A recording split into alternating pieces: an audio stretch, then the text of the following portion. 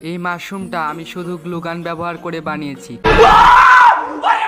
চলো এর রেসিপি দেখা যাক। प्यारी समझ गई।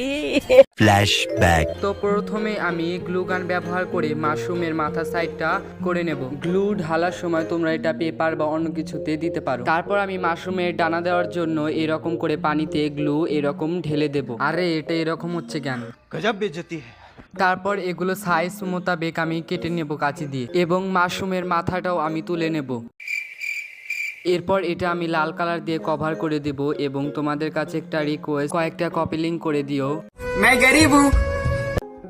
তারপর আমি ডাটিটা সাদা কালার করে দেব এবং মাশরুমের মাথায় সাদা সাদা ডট আঁকিয়ে নেব। তারপর আমি ডাটি এবং মাশরুম দুইটা অ্যাটাচ করে দেব। এরপর একটি পাথর নিয়ে তার উপর আমি এগুলা অ্যাটাচ করে দেব। এরপর আমি গ্রিন কালার দিয়ে ডিটেলস দিয়ে দেব। The final look is